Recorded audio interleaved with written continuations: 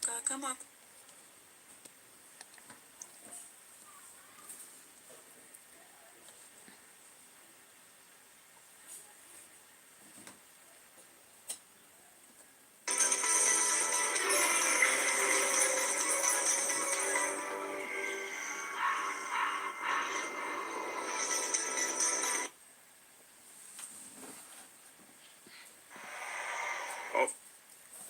Okay, guys, welcome to Live Saga TV. Today is another moment for our live stream that will take maybe 1 hour or 40 minutes to the maximum because we are just going with the vibes. Okay, so today there's been a lot to talk about, but I'm focusing on some few things, and of course you've seen them in the highlight.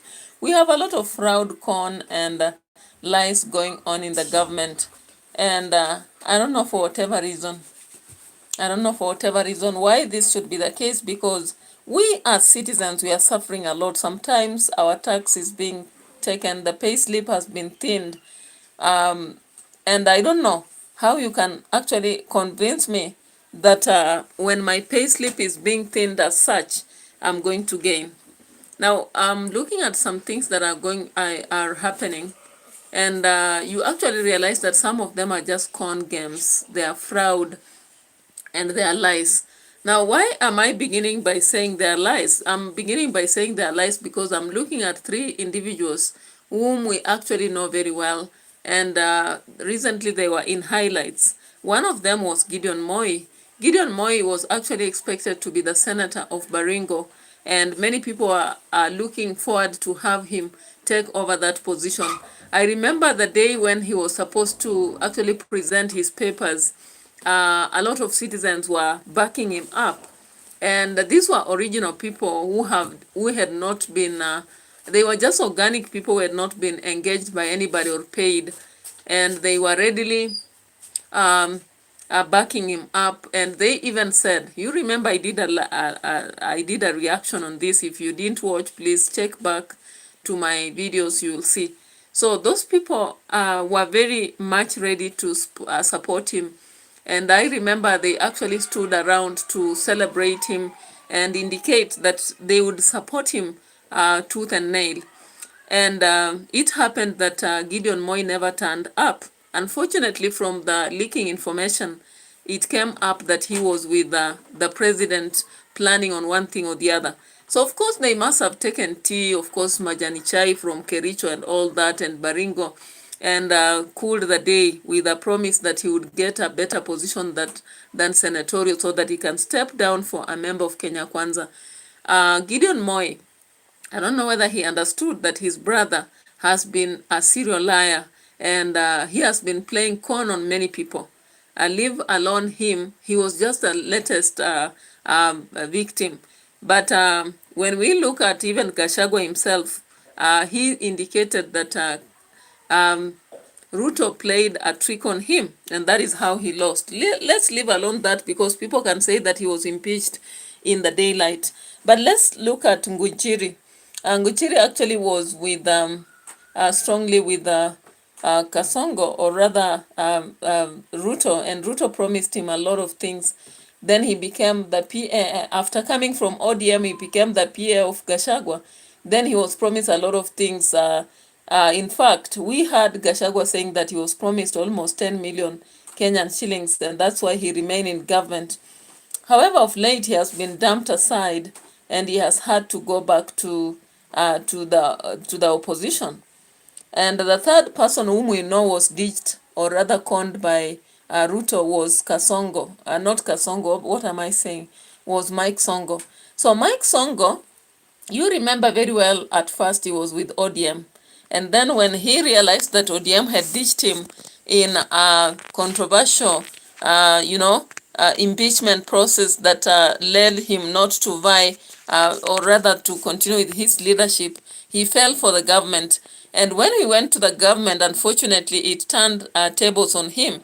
And the promises that he had after so many moments with the RUTO just fell in a ditch. And currently he's strongly backlashing, or rather having a backlash on the president. So actually the reality is that we have realized that our own president is well known for things to do with the conning and lies. That is what he is very good at. And of course, currently he is at Kakamega. He was at Mumias, and when he was at Mumias, he was trying to ring a bell on this Nyota program. And I don't know what you think about Nyota program, because I've been watching out some many other programs that are rolled out by the government, and there is a question about each of them. Now, somebody from the government said that when you see something coming from the president and he is really campaigning for it, be careful, because some of these things are just for personal interest. And of course, it was recent when we learned about the housing projects and how it came about and how they celebrated it. Now, when you come down to analysis, you realize that for affordable housing is just a streamline of investment for big fishers like himself and other people maybe in America and what have you, like IMF and World Bank. World Bank has to maintain a stream of money. Now, they don't just lend to countries for nothing. They do it with a benefit, and they want to ensure that they control the world. So World Bank and IMF have realized that through housing or affordable housing, they can control countries like Kenya. And of course, now the president agreed to have this thing with them, because he knew that the money he's deducting from our pay slips is not going to be accounted for. And we as citizens, we have no way to retrace and demand it back. No wonder even when people tried to argue against it, he still had to stand and go to court and pursue it. Now, I'm looking at the crime act, which is coming out also. That is one of the satiric or very funny laws that if it passes in Kenya, even us on YouTube channels will not have a space to speak, because some things we say here will be treated as having an impact on leaders, or traumatizing them, or making them uncomfortable. Automatically, we won't have something to say. What will we say unless maybe we just go about with vlogs on cooking and what have you? Anyway, it is what it is. So currently, we have seen RUTO speaking in Kakamega, and at least for the first time after the endorsement of Kalonzo by Orengo, he has spoken here. So let's listen to what he said in Kakamega. And of course, at Mumias, he was supporting strongly the aspect of Nyota program, saying that it's going to enhance the growth of the disabled and those who have been in past left out because they have skills, but at the same time they don't have certificates, that they'll now be considered because the government is planning to pay for them so that they acquire those certificates. I don't know how real this is, but it's focused towards refugees and the disabled. So let's check on his speech at Mia Sports Complex and see what he's saying here. Bwana Yesu asifiwe. Murembe. Muriwalamu. Musangari. Mwambe Yesu itsomiwe. Hebu mnisalimie hewani hivi wangwana nione kwa mikono. Basi. Waswahili wanasema hayawi huwa. Imekuwa ama bado? Tumefika ama bado? Ni leo si leo? Ni sasa si sasa? Aya. Ndugu wananchi, vijana wa taifa letu la Kenya, lazima ifikiriwe vizuri, ifanyiwe design vizuri, ili isiwe kama ile ya zamani ambayo iliwabagua watu kutoka sehemu ingine. Ndio tukakubaliana, we are going to design a program that is going to bring inclusivity and equity so that every part of Kenya participates in this program.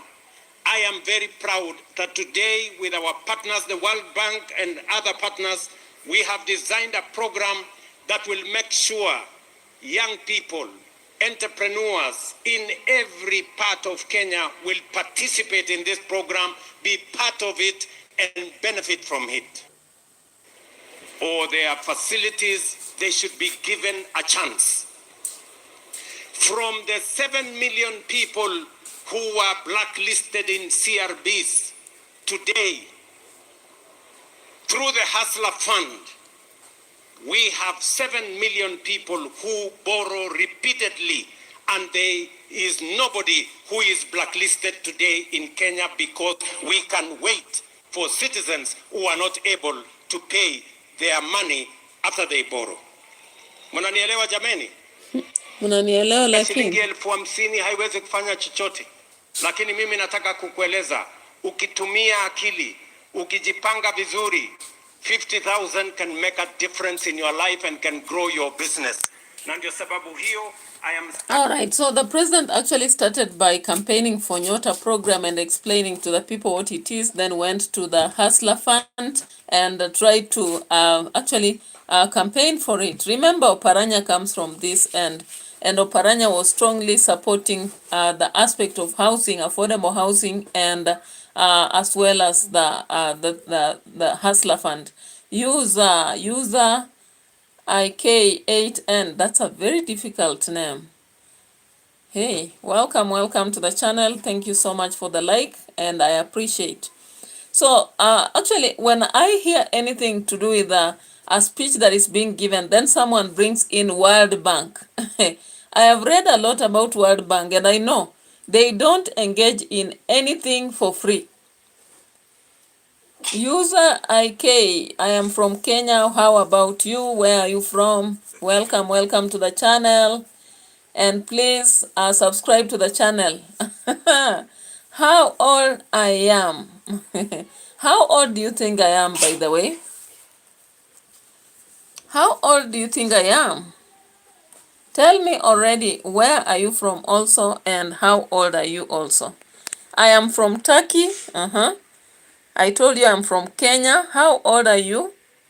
How old do you think I am? You can keep guessing, then I tell you how old I am, because I've ever shared that already. But anyway, let me proceed. Thank you so much from Turkey. 21. No, I'm older than that. I'm older than 21. I'm in my 30s.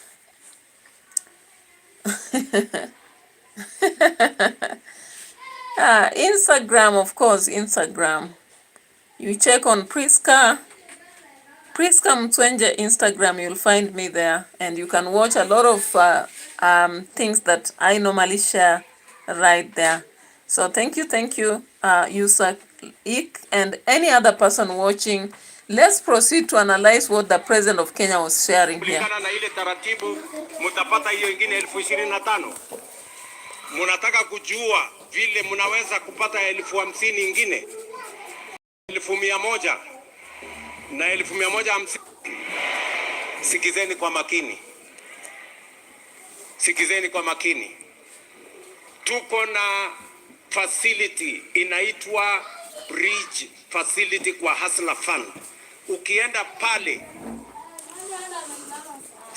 *254# uende pale kwa bridge facility pale. Sasa tuko na watu tayari wanafika karibu watu 1,000,000. Ukienda kwa hiyo facility unaweza kuchukua mkopo wa hadi shilingi 150. Unaweza kuchukua without security. Security yako ni ile credit behavior yako, and you can get that money and you can grow your business. All right, guys. Now, our president has become a lending, borrowing facility. So he actually is running this virtual platform. He's running a virtual platform where you can easily borrow and return. And now this is one of the things that we need to really sit down and analyze. So the president is an investor, and he cannot lie to us that it's about the government investment.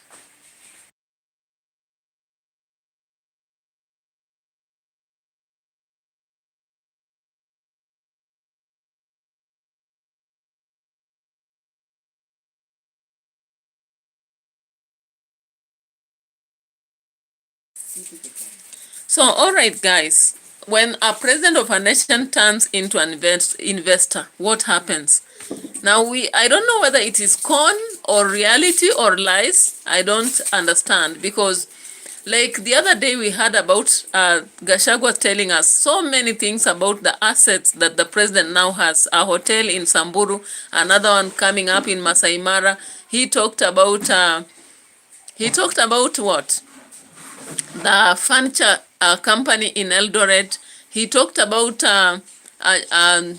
Chuma company, and connected it to the housing, affordable houses, and banning of importation of furniture, among other things. How true is this? You know, I'm just totally confused about this. And now I wonder, if a president starts projects and hinders businesses, what is happening to the rest of the citizens? Maybe people are not seeing today, but in the future, someone becomes a dynasty, of course, financial dynasty, and he can do what he wants. You know, it can be a situation of Paul Biya, or maybe we go to Otara or Suluhu, among other people, Museveni among others. But anyway, let's continue with the script and hear what he tells us.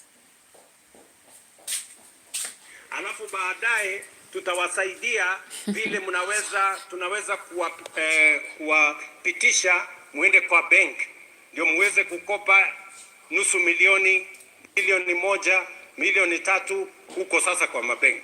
Lakini hii ni riba yake ni 8%. Riba ilikuwa kwa zamani ilikuwa almost 100% per year. So we have moderated na tunataka mjipange na biashara zenu. Tumeelewana jameni? Tumeelewana? 200 sasa wanafanya kazi kwa business process outsourcing, jitume centers, ajira centers. So, hey, those names today are difficult. Hello, how are you? Welcome to the house, and thank you so much for showing up on my channel. I appreciate the emojis. Hi, hi, hi. Then, hey. Okay. So, our president has turned into an entrepreneur who is campaigning for banks. I don't know. I just don't understand. I've tried to think and really analyze, but I can't get it. And all I'm seeing is a kind of con that is happening here. Anyway, for those who can do business and you think that Hustler Fund will help you, and Bridge Fund and whatever, keep up. But then I'm so questionable about this. But as we continue to question, things are rolling, you know, things are rolling. So, of course, there is something that has just erupted that is also creating a lot of questions amongst us, you know. As students finish KGCSE and they are moving from senior schools to secondary schools, it is apparent that now parents are going to be forced to pay tooth and nail. Is it sweat and what have you? Parents are going to have a hard time because they have to pay 53,000 Kenyan shillings for their fees, okay? DXWMD says, okay, STEM. What is STEM? Science and whatever STEM in in science, or what is it? Science, technology, engineering, and what? Mathematics? All right, so when I look at the aspect that are happening, the government promised citizens, when we look at when the government started, they promised citizens that they are going to offer them free education, and they are even going to make it better. In the Constitution of Kenya, when you look at several sections, education is supposed to be free as a basic provision for the citizens. It's even in the social pillars of our Constitution. However, it turns out that since yesterday, they announced that every parent for a boarding school, you are going to pay minimum of 53,554. That is the minimum fee. So even those schools which were charging maybe 20,000 or less are no longer going to charge that, but they'll charge more. Now, when we look at national schools, automatically they are going to hike their fees beyond that. Today, they have indicated that day schools will now no longer receive 22,000 for each student, but they are going to receive only 12,000. What does that mean? The day schools are going also to hike the fee. Now you realize that this is a con game. The government played con on citizens so that they elect them, and after that they got into power and forgot about whatever they pleaded. Now they are turning tables at citizens and pulling them under their bus. Okay? So the reality is that sometimes when you rely on the government to make things better for us, it will never happen because they have their own interests while we have our interests.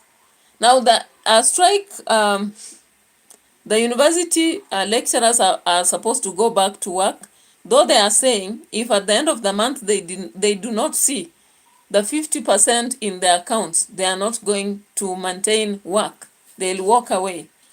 And so this has held the government accountable.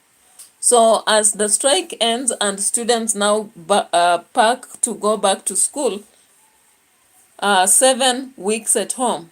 Is it 7 weeks? Yeah.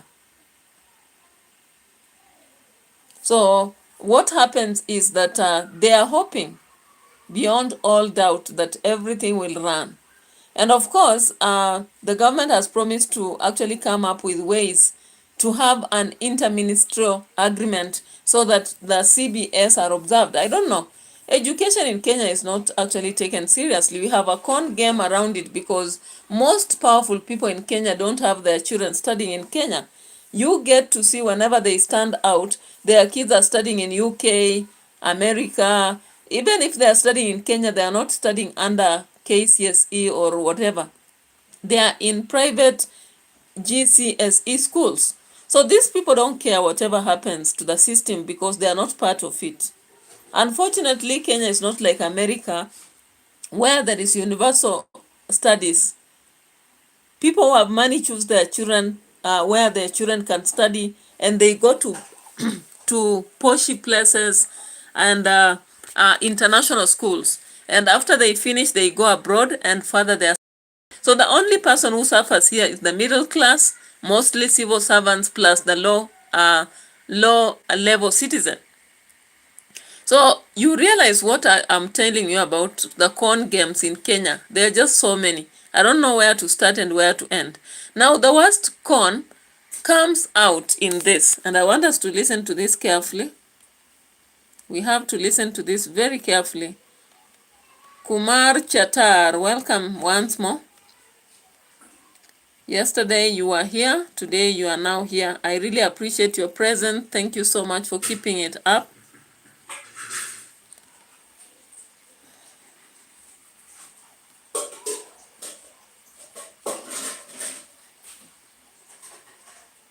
And let me check on some con game here that our government is playing on us. There are a lot of con games. I don't know even how I can talk about it. They can never end. Okay? And to me, because this is abnormal. Imagine in a country that wants to become Singapore. I normally tell you, Kwamba. Yeah, so there is this scandal that is coming up to catch up with Kenya. Can you imagine? As the country is actually now forcing parents to go an extra mile and pay a lot of money for the fee. It's unfortunate that we have ghost schools. And so far, through investigations, 10 schools have already been dug out. Kumar Chatar is asking, at what time do you start live? I start them anytime I'm free because sometimes you can never even know when you are free. Though this week I've been starting at 1, but today I started a bit early because I wanted to finish early and deal with something in the evening. So I started the first live stream at 11:30 up to 12:30. Then the next one I started from 2 to 3, and now I'm doing, though that one was on a different channel. Then on Live Saga TV, I started my live stream at Was it 25 minutes ago? I can tell you of that. But on edutainment for us, I've already done 2 live streams, which I started from 11. But for this one, I started at 25 minutes ago. I think it was at what? Around 3:40. Yeah, I started around 3:40 or 3:30 p.m. But sometimes I don't even plan to exactly start at a certain time, because when I'm at home, like currently we are on holidays, my schedule varies. Sometimes I have to go to places and do some work. Sometimes I have to go and do a vlog, maybe show a river or show something. I have to travel. So I randomly pick them up. But if you put on notification bell, you will easily know when I have to start, because most of them I normally book. So thank you so much for asking that question, because maybe someone else wanted to know. All right, so thank you. But anytime you find I've already done, you can actually just check on my channel and you'll find a live stream that I did. I appreciate. So it's unfortunate, as I was saying, that in Kenya, things are turning against us, because investigations through EACC have dug out very funny secrets. 10 ghost schools that are receiving a lot of money. Yet the government is now denouncing free education and they want parents to pay for the money. It's unfortunate, because we squarely blame this on the president. He is the main overall overseer of whatever happens in the country. He has ministers and PSSI under him. He should be actually taking charge of corruption. We cannot keep borrowing money from other countries. Then it comes to what we have and misuse. And at the same time, we squeeze the citizens and make sure that we are not offering them services based on how they should be. So if 10 schools have been receiving ghost money, where has it been going? And this is the country our president is assuring us that it will be moving from third world to first world. Since when did a country where money is going to individual pockets of few people become a... Since when? I want us to look at some video here. I want us to look at some video.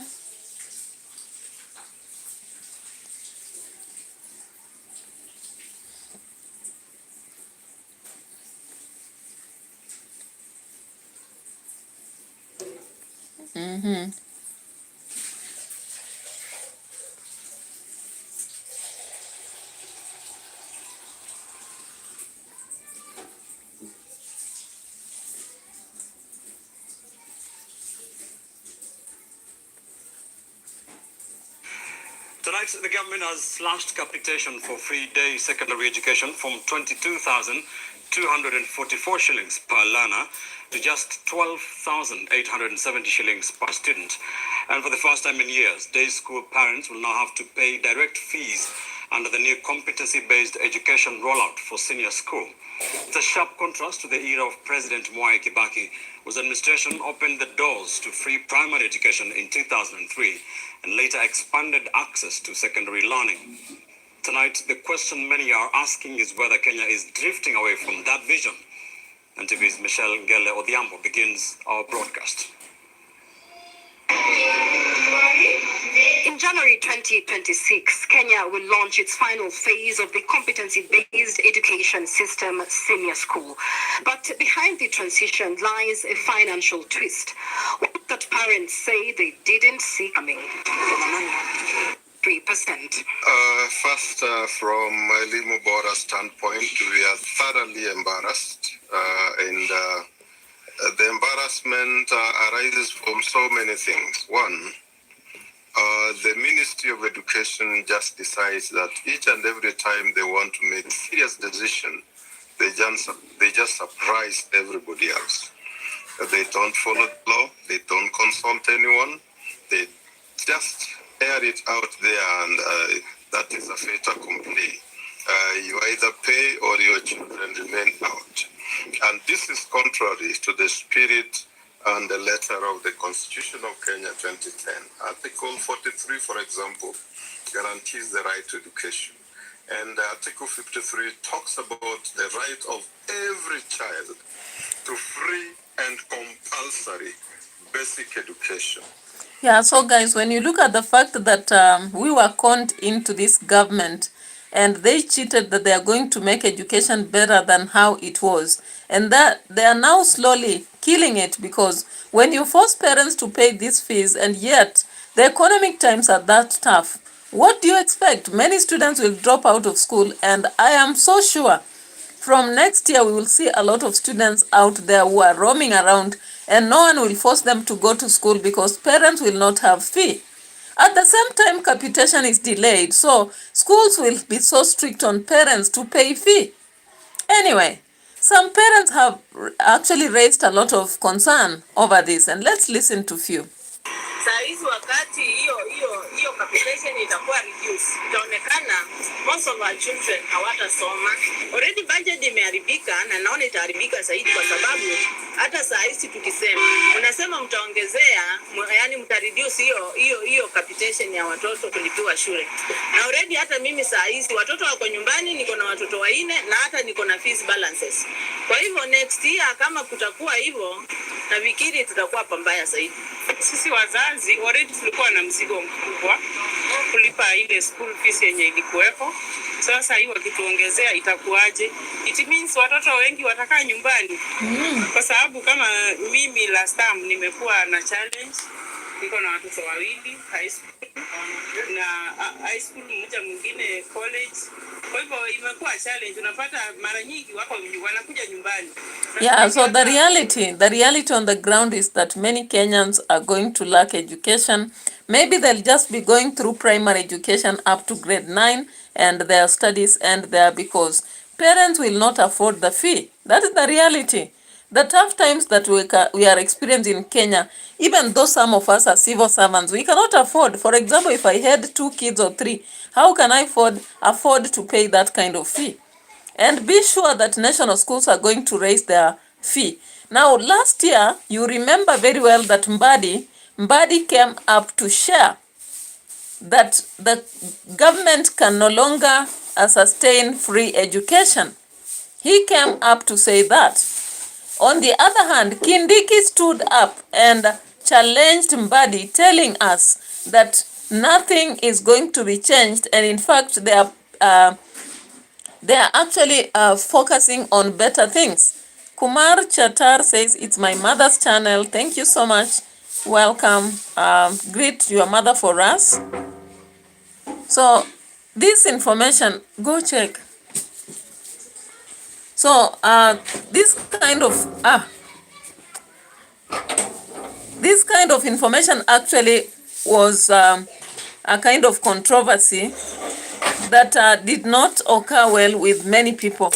Yeah, and when you look at the mathematics now tells us that what Mbadi was sharing, you know, when Mbadi shared this, many people actually said no, and Kindiki with his soprano came up to say that it was a lie. But then I just believe that they had discussed it and they had not allowed Mbadi to share. However, Mbadi made a mistake of sharing it, and that's why we saw Kindiki opposing. And they said that Mbadi had misreported, but it was not misreporting. Because why has it finally resurfaced? Okay? Unfortunately, when all this is going on, we have ghost schools that have been receiving money. Of course, that report was here. Very unfortunate. A lot of money has been going to ghost schools, about 10 ghost schools. All right? And let's just check on this. So the National Treasury and Economic Planning Cabinet Secretary John Mbadi said that. And I remember last year I did a video clearly saying that from what the government is trying to say, I don't know why the government would be switching money to Nyota, to Hustler Fund, to empower people to take loans. Can you imagine? What an absurd country. Empower people to get loans empower people to actually go rent houses in towns, in affordable houses, but you allow them not to have basic education. What a satire. What a satire. How can we have such a government? I don't know.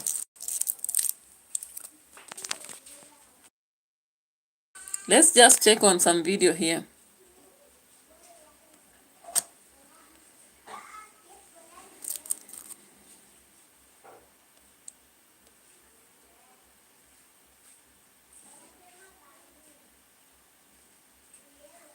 Is this video?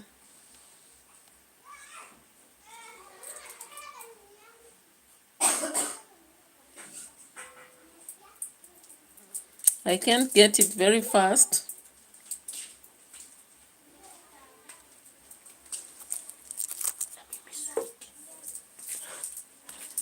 Labda wajajua umerudi.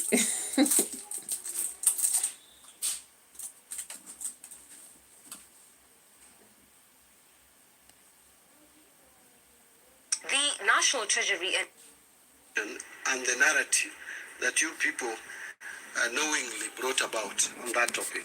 But he made the remarks when he met with the Ethics and Anti-Corruption Commission EACC, Chief Executive Officer Abdi Mohamud and the Chair David Okinde to inform them on the ministry's reforms towards curbing corruption and wastage of public resources. It's important that we deal with the corruption because we have a fiscal space that is working by the day.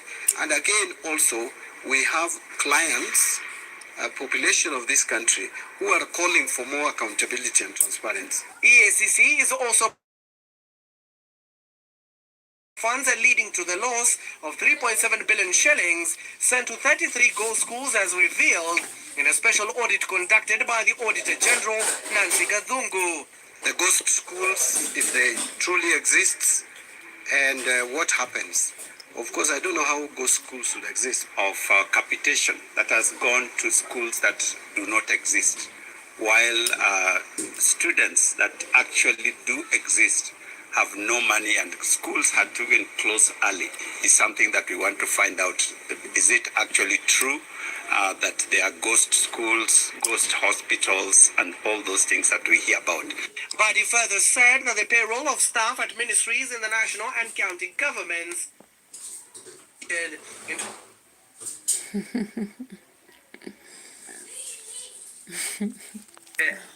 barrier to becoming Singapore is not even Kenyans. By the way, Lamen the Dew says, John 14:6, Jesus said to him, I am the way, the truth, and the life. No one comes to Father except through me.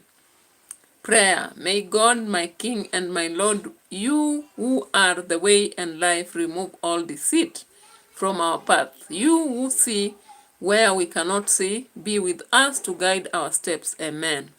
Hallelujah. Yeah. So guys, come to think of it. We have had ghost schools, we have had ghost hospitals, we have had ghost institutions. When it comes to money in Kenya, people don't want to have integrity. When it comes to money, someone will say they are creating a bridge, but at the end of the day, they'll never build the bridge, but they'll pay money. I think most of you saw the governor of Kericho. You saw the governor of Isiolo. You saw the governor of Busia. They have ghost accounts. They are receiving money in ghost names, and they are not actually serving the citizens. Unfortunately, these people have not been executed. They have been scot-free because the people who took them to court did not have to use the right procedure. Look at the governor Nairobi, Sakaja. He has also been counted on ghost companies to collect trash, ghost companies that have been making roads, and yet those roads have not been made. Come to think of it, students even this term closed schools early, just because there was no capitation. However, from the report from EACC, we have 10 ghost schools that have been paid millions of money.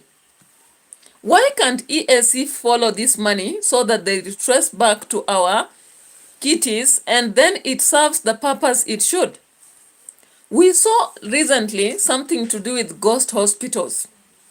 We saw some of those ghost hospitals in northeastern, and I don't think those are the only ghost hospitals existing. Many people have realized in Kenya they can create a channel that will bring money to their table even when they don't work. They are stealing from our pockets as we work hard and continue to survive through loans. All they have to do is to create ghost institutions with funny names, ghost bank accounts, and drain money from our pockets to their pockets. It's unfortunate. Now, looking at the scandal that is hitting the nation, we have ghost schools which have received money for the many years. However, the government has turned about and has decided to reduce capitation. Now, we have seen some parents who have indicated a lot of distress. They will not even have Christmas in peace because they know they will not afford fees for next year. There is nothing bad like seeing your child sitting at home and they are supposed to be in school. There is nothing bad like you feel like your child should have clothes, yet you don't have money to buy for them. There is nothing bad like feeling your student in university pursuing education, yet you don't have fee for that. You would really regret having been a parent, and that is why. Actually, that's why currently a lot of women don't have to have a lot of children, or families in general. You find people are just saying, I want 2 kids or 1, and that's all. Because when it comes to the aspect of taking care of kids, it's very expensive. And if you can't afford it, you'll feel very painful, your child, to stay in a house and not to go to school. However, the government is not sympathizing. It is making matters worse. And then a day later you hear 50 million was given, I don't know where. 20 million was given, I don't know where. If this money is there, why can these people actually use it to help to enhance education for the future generation? Why can't they use it to better health out there? Once we have a better health and better education, then the future generation will do what they are doing. We can now contribute those monies towards institutions where they are contributing towards. I just don't understand, you know. And when you look at the sad news about the scandals that are hitting the government on ghost, during the time of President Kibaki, we never heard of these things to do with ghost. We have so many ghosts currently. Anyway, let's listen to this. Let me inform you that if you didn't know, Kenyans are very hardworking. Very hardworking. Even if you increase taxes today, Kenyans will still pay. If the cost of petrol per liter hikes to even 1,000, Kenyans will still drive. Kenyans are hardworking people, only that they are not the ability on how their taxes is stolen, on how their tax is being spent. Because you know, some people evade tax because anaona hata kama nikilipa, after all, it is wrong to other people's pockets. Afadhali niweke. Yeah, so the reality is that the situations in Kenya make people not even want to pay tax. Sometimes even when you are told to pay this tax for an exercise like marking, you have really slept so late, woken up so early, and then you do that for 3 weeks and then somebody tells you, you get your money, then you pay. How? When at the end of the day, what you are seeing is that there are people who are collecting millions every day. Like today, can you imagine the ESCC stormed into offices. This is sometimes very funny. They stormed into offices of the ESCC leaders, and this other guy, and they found a lot of money. 5.5 million, and I doubt that is the only money that was there. Let's just check on this video actually. Can you imagine you're working so hard, then people are just looting money left and right? That is why some people don't want to pay tax. Look at this. The Ethics and Anti-Corruption Commission has recovered more than 5.5 million Kenya shillings in cash, 13 vehicles and investments in government billion shillings during coordinated raids targeting senior officials in key two ministries. The raids carried out across multiple counties focused on top officials from the State Department for Sports and the State Departments for Arid and Semi-Arid Lands and Regional Development. Here's Ben Kiroi with the details of that report. During the coordinated operation in Nairobi, Nanyuki, Machakos, Kiambu and Nyeri, in 0.5 million Kenya shillings in cash, 13 motor vehicles, 28 land title deeds, and details of 37 bank accounts. The seized assets held at EACC are expected to serve as key evidence in the ongoing probe into embezzlement of public funds. The Ethics and Anti-Corruption Commission EACC on Wednesday morning first raided the home of Otis Mutwiri in Turibi, alongside what they described as crucial evidence. The company's directors, including Dixon Meyer. Yeah, so can you imagine that while we are working so hard to just sustain our life, we are borrowing loans to even do some projects. Some people are simply stashing 5.5 million in their offices. Yeah, buying vehicles left and right, investing in securities that some of us are not able to invest in anymore. You know, it's so unfortunate. How I pray and how I wish that God should actually intervene in Kenya's situation, because we are just tired. We are tired with what we are seeing on the streets, and it's unfortunate that the relief is not coming soon. But I hope that God will actually reveal the truth to the people and allow us to actually reach what should be reached. Okay? Away from that, there is something that Rigathi Gachagua was beating on the streets. And I want to come to that as I try to come. We have about 13 minutes to end. 13 minutes. We have about 13 minutes to end our video.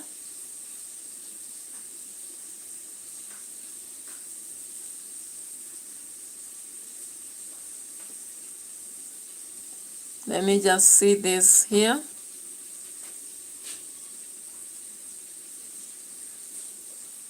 And guys, remember to subscribe to the channel because we are battling to grow. We have 380 currently 380 subscribers, and we are targeting 500 subscribers at the end of the month. So please help us to attain our goal. Yeah, so we have seen the corn games, and SULUHU has by Kenya so far. I think there was a newspaper that was done in the morning, and it was indicating that there is need for safety of Kenyans. Of course, you understand what was happening in Tanzania. It was not good at all.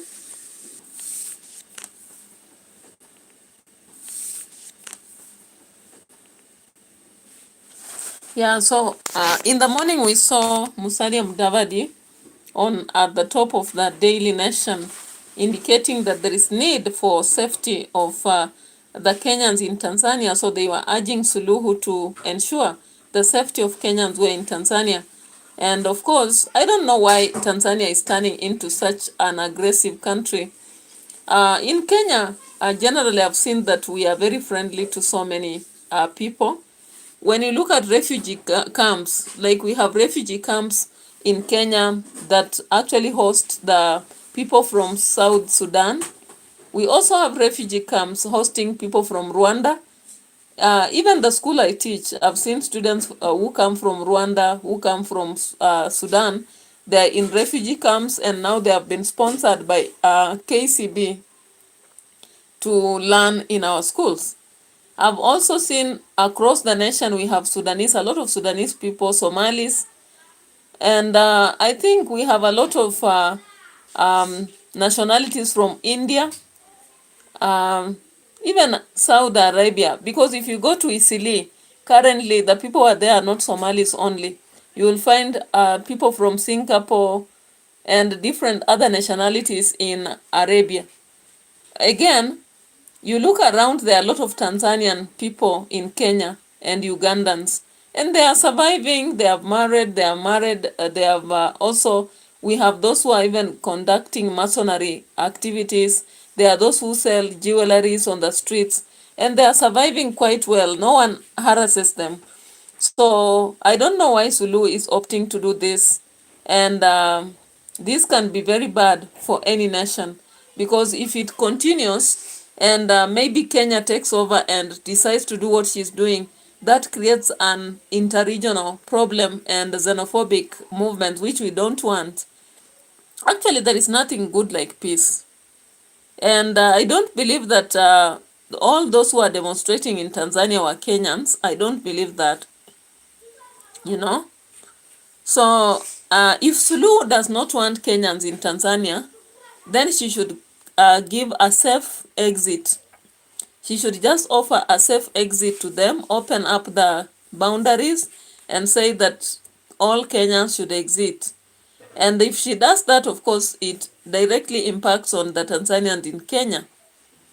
And that would be a very dangerous move to take. But anyway, let's watch the course and hope that she will offer the best. Because in a newspaper today, we are told Musalia Mudavadi had written to Tanzania, that is particularly Suluhu, urging that they should take good care of Kenyans. Because we have Kenyans who have lived in Tanzania for many years. Some have been working there, have gone there to study, and so many other things.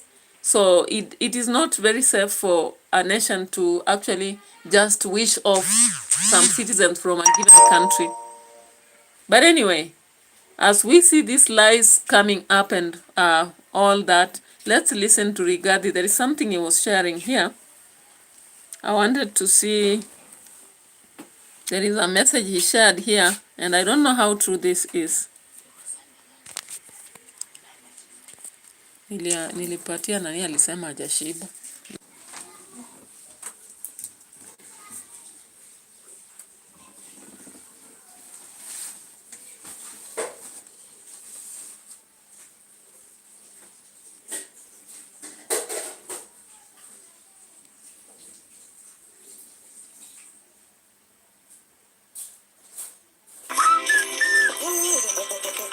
Ule mnamjua anaitwa Milka. Siku moja Milka alitembea kwa Kasongo ametudanganya, alisema ataweka ICT hubs kila ward, mumeziona? And you know this guy is actually mannerless. Let me ask you. He told us ataweka sisi pesa kwa mfuko. Ile kidogo tulikuwa nazo akato. Ni muongo si muongo? Now he is telling Kenyans that apatiwe nafasi at to make Kenya at the first world. Now this man in a record 3 years he has destroyed the education system. In a record 3 years he has destroyed the health system. In a record 3 years ameharibu biashara. Kila kitu ameharibu, nothing is working. And he thinks Kenyans are foolish that he can trust them and they can trust him at he has the capacity to make Kenya to be first world. Kama ile tumekupatia mwaka 3 umeharibu. Umeiba kila kitu. The only things you have succeeded, William Ruto, is abducting young people, killing young children, stealing everything. So that is his close ally, Gachagua. We remember how they traveled this country. Now somebody is trying to say that Gachagua is simply trying to get away of bargaining with the government, just like ODM. And I was sent to actually check on a video Gachagua did in Murang'a. I don't know whether I'll find it. Gachagua's speech in Murang'a.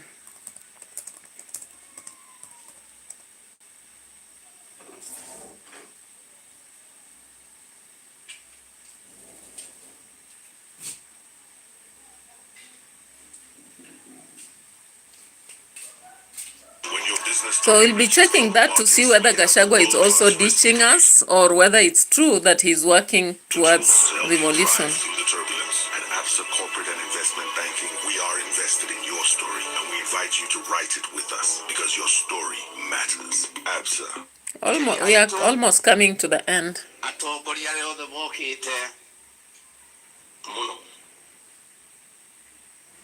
Kazi ukaharibu kila kitu, ukaharibu masomo, ukaharibu matibabu, sisi tukawachana na wewe.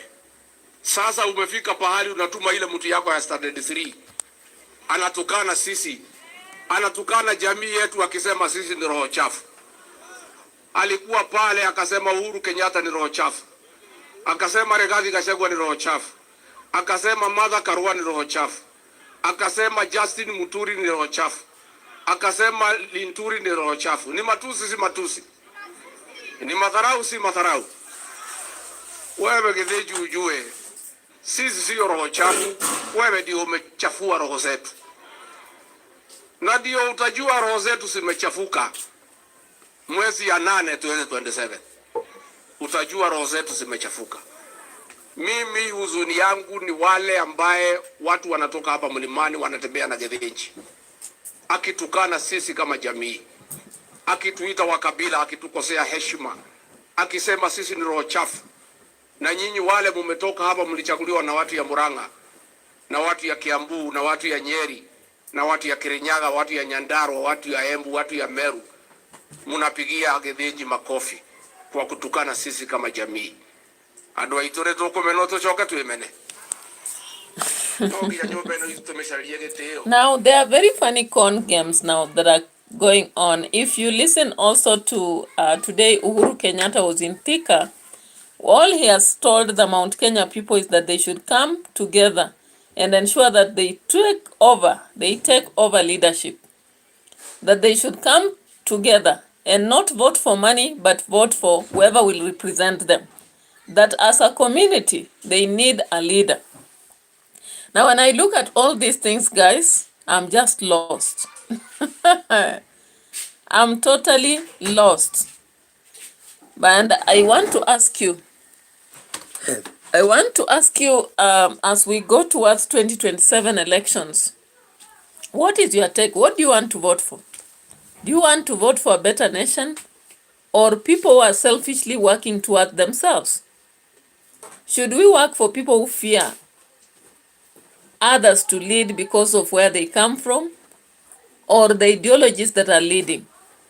So I think we come to an end of our analysis today. We have taken 58 minutes. And thank you so much for watching our channel. Keep it up. I really appreciate all those who watched from America, from India, and all over the place.